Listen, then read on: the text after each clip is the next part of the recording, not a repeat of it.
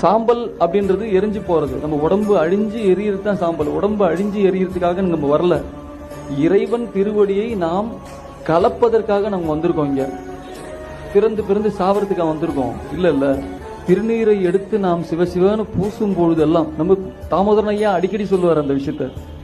திருநீரை சிவசிவன்னு பூசும் பொழுது ஒரு டைம் பூசும் பொழுதும் நம்மளுக்கு ஒரு பிறவி போதான். அப்படிப்பட்ட ஒரு மகிமை வாய்ந்ததான் அது. பிறவின்னா நம்ம ஒரு விஷயத்திலும் நம்ம மாட்டிட்டு உட்காந்துருக்கோம்ல, இதுல இருந்து நான் விடுதலை ஆக முடியலன்னு சொல்லிட்டு ஒரு இதுலையும் விடுதலை கிடைச்சிட்டே வருது. அப்போ எத்தனை விடுதலை கிடைச்சு நம்ம எந்த அளவுக்கு வெயிட்டா உட்கார்ந்து இருக்கிற விஷயம் லைட்டா போகுது, வேற ஒண்ணும் இல்லை. மாற்றமாம் வையகத்தின் வெவ்வேறே வந்தறிவாம் தேற்றனே, தேற்ற தெளிவே என் சிந்தனையுள் ஊற்றான உண்ணாரமுதே உடையான். அப்பதான் அந்த அந்த ஓன்னு சொல்ற அளவுக்கு வரணும்னா அந்த மாற்றம் வரணும். மாற்றம் வந்தா தானே, இப்ப நம்ம மாற்றம் வரலன்னா அப்ப இப்படியே தான் இருக்கும்னு அர்த்தம். அப்ப நம்ம இன்னும் சரியா